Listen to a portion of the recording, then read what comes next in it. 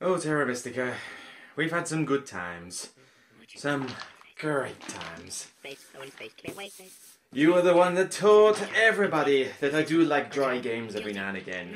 Not just the thematic Euros, but you see, I've met someone else. I've just met another person who they understand my needs, what I want, everything better. I'm gonna go to space. Go to space. Hey, boy. Space.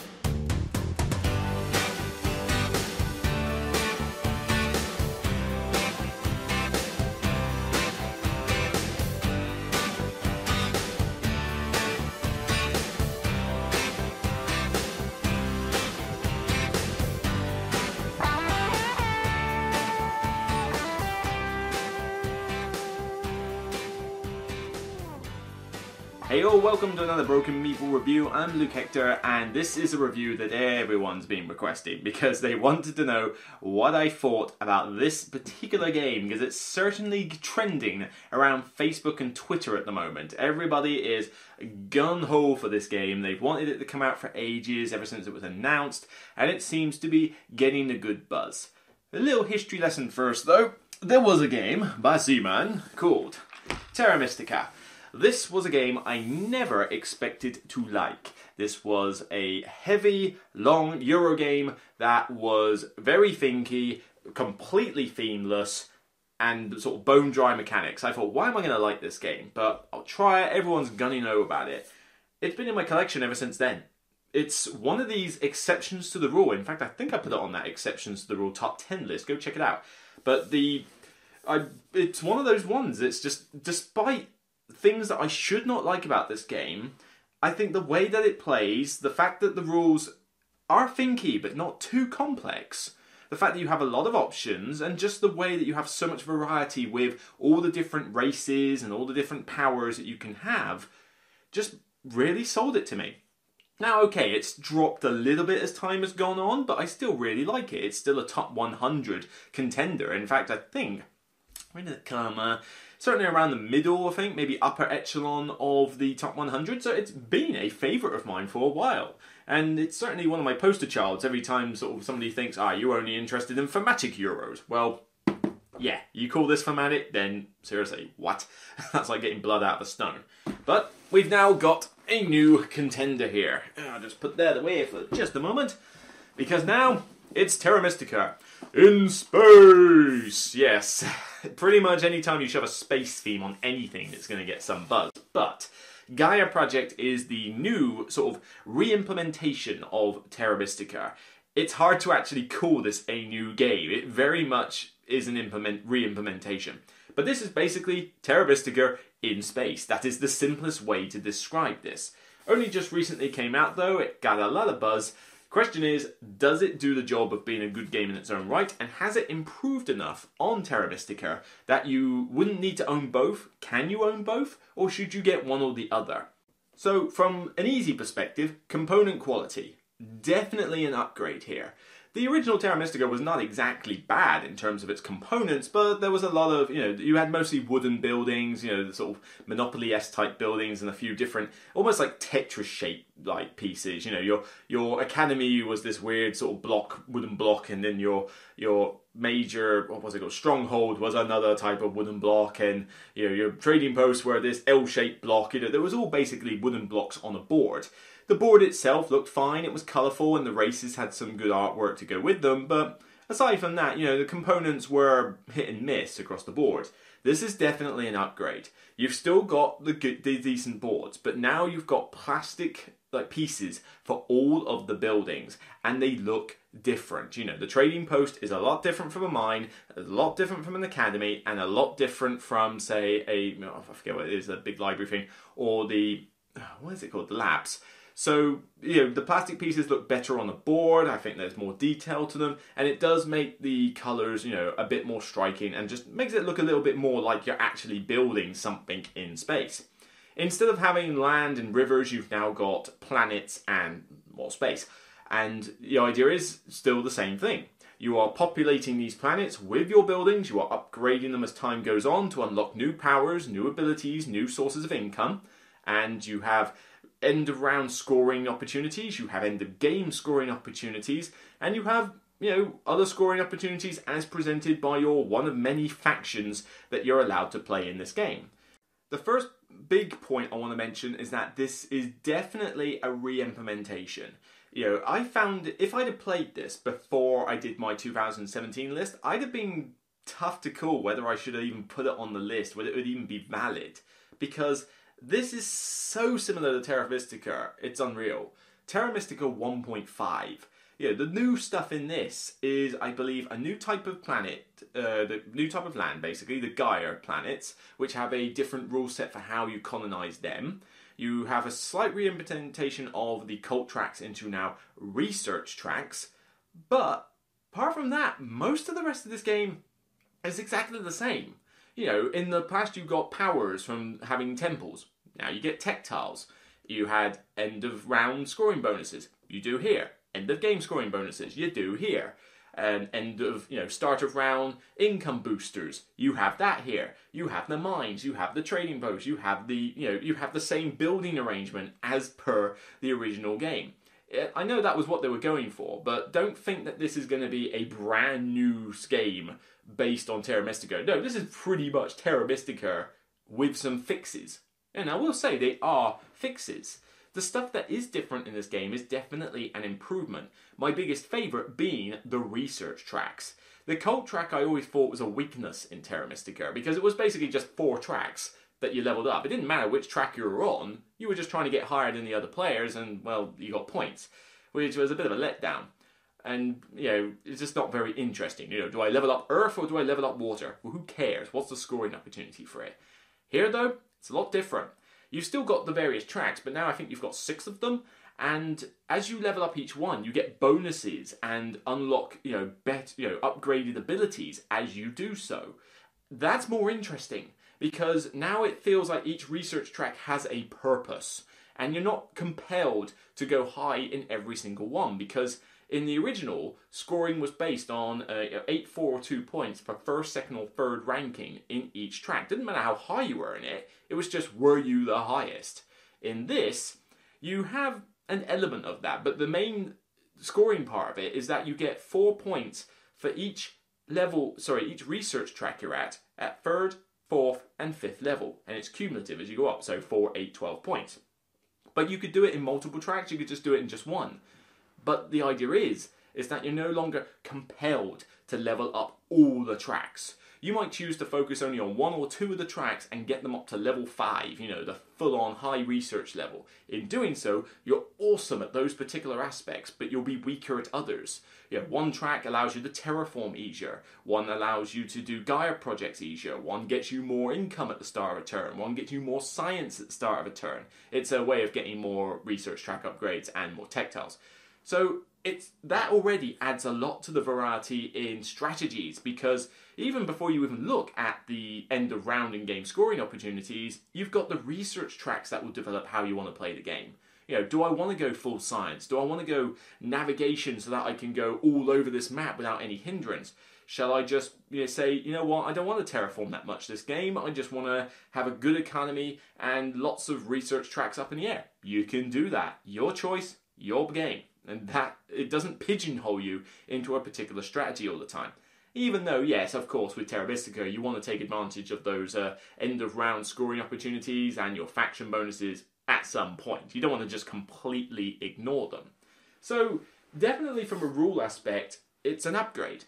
And in addition, you've also got a solo mode, the Autumnal rules, which seems to be a thing in most games lately, where you have an automated opponent, you'll flip over these cards that tell you what action they're going to take, how they're going to take it, and what, out of all the different selections they have, how you would break the ties.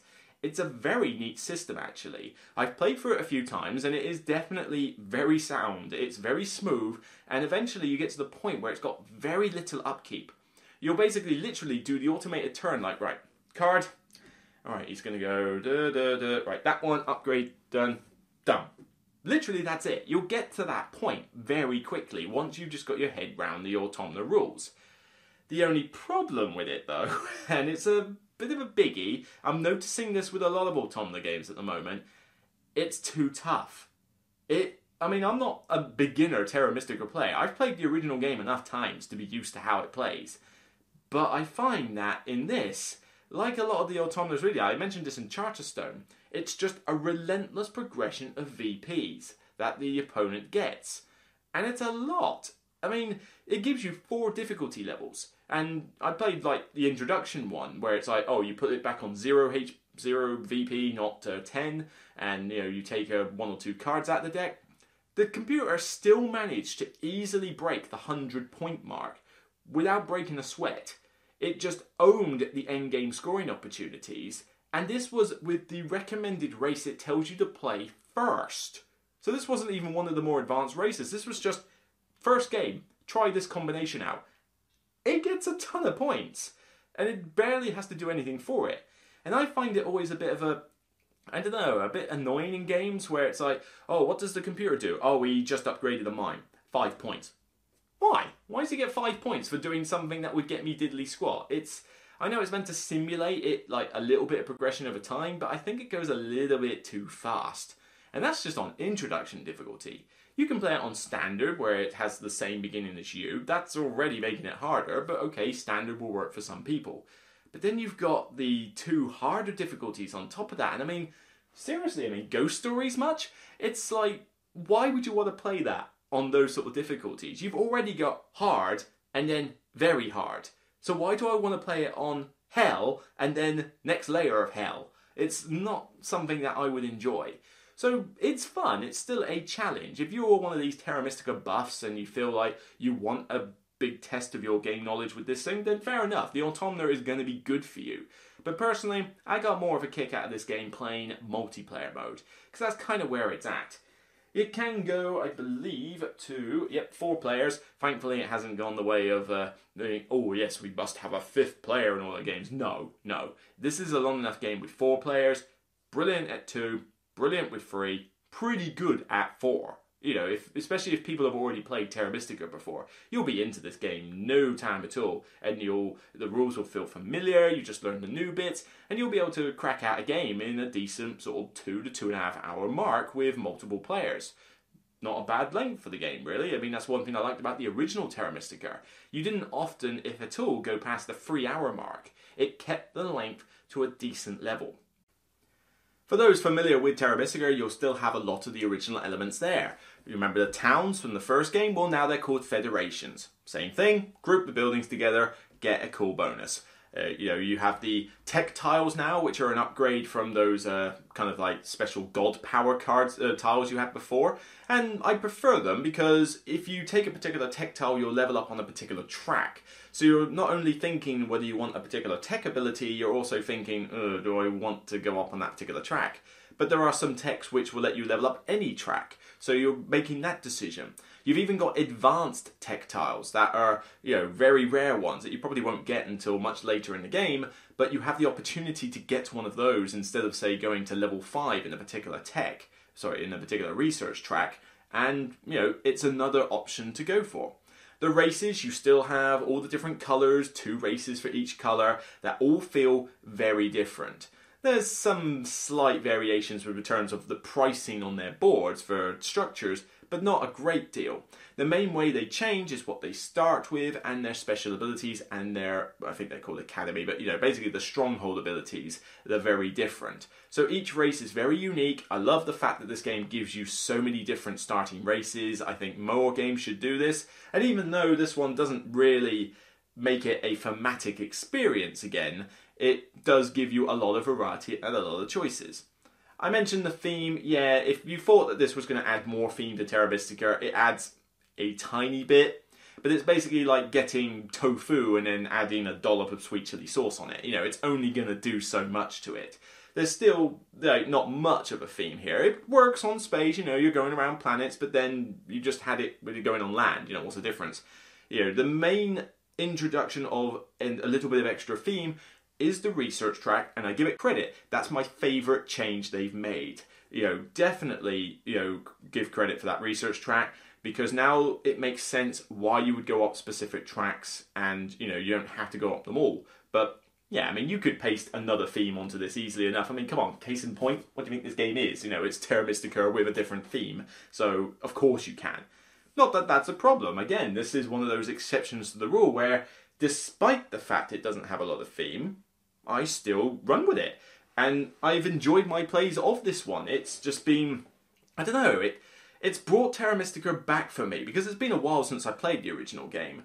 But this one is now gone, right, would you like to play it again? But now we fixed some of those bugbears that you had from the original. Oh yes, so you have.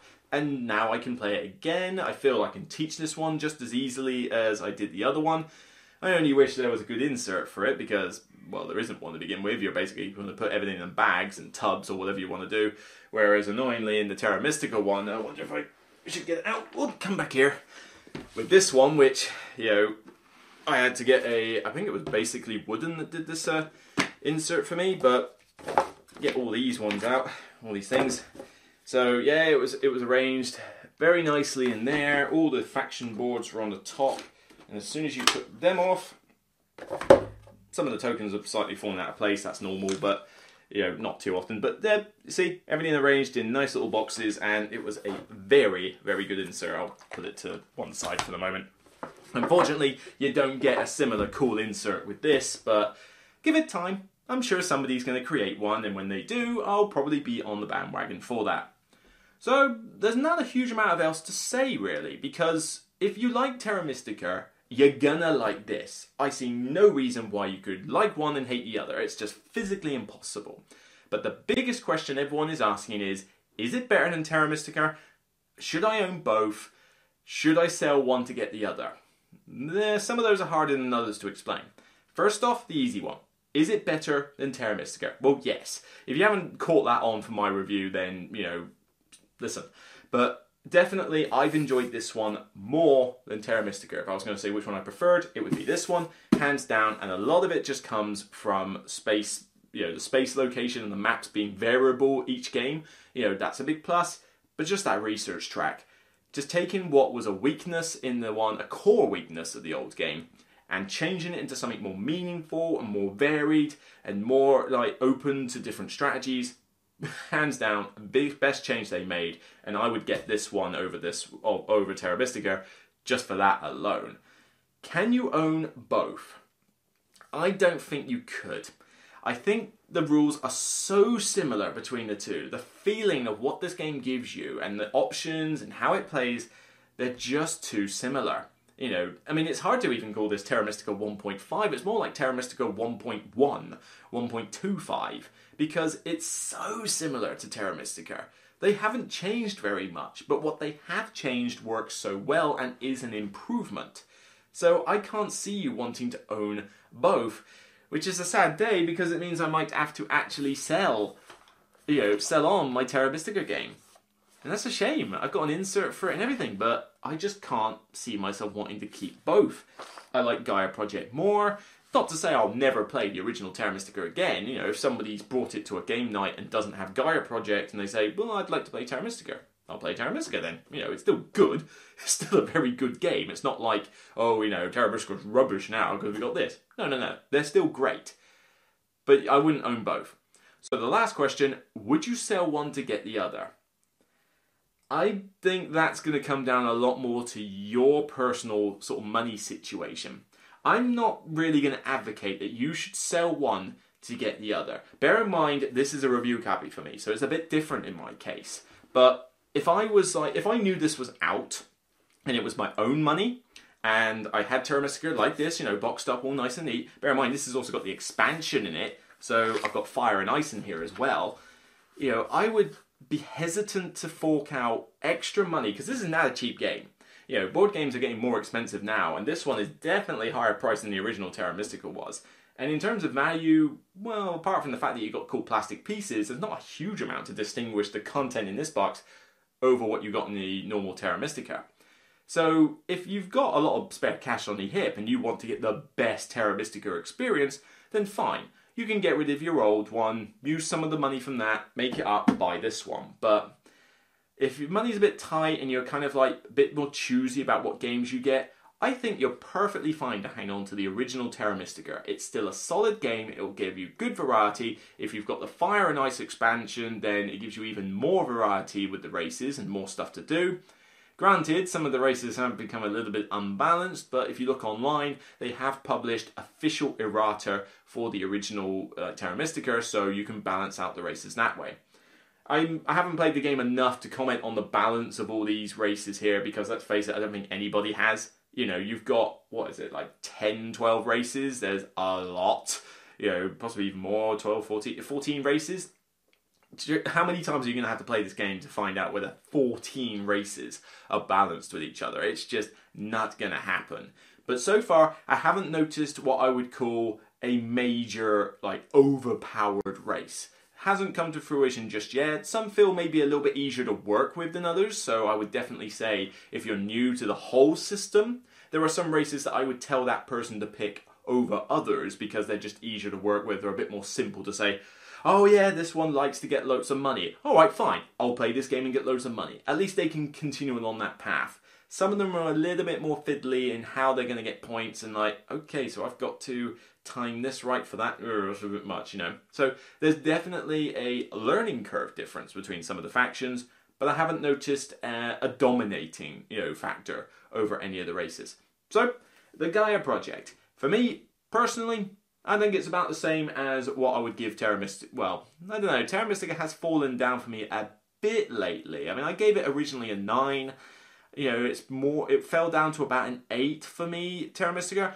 I think I can safely give Gaia Project a comfortable, lowish 9. You know, personally, I think 9. I think this has elevated what I didn't like about the original Terra Mystica to a point where I can go, good, you fixed those flaws I had. Now I have a solid game. I wish it had more of a theme. I wish it was maybe a little bit shorter with 4 players. And also the Automna I wish was not quite as punishing. I mean, this Automna slaps you in the face, you know, before you even had a chance to learn the game. It's pretty tough, and I think it could have been a bit easier. You know, you've got 4 difficulty levels in there. Why not have it very easy, easy, hard, difficult? You know, is that so hard to accomplish? Why does it always have to be in your face, slap you silly, kill you stone dead twice? You know, that just, it's a little bit off-putting. So that's all for Gaia Project. Solid game, 9 out of 10 for me personally. It just means that I'm going to have to really consider what I'm going to do with the old one. I think I'm going to have to let it go, insert and all, and just let someone else enjoy it. You know, because it's still an enjoyable game. Credit to Terra Mystica, it deserves the praise it got. It's just, sometimes a little change makes a big difference. So, see you on the next Broken Meeple review. For now, whether or not you're umming and ahhing between these 2 games, it's still just a game. So don't waste too much money if you don't think it's worth it. See you next time, guys. Take care.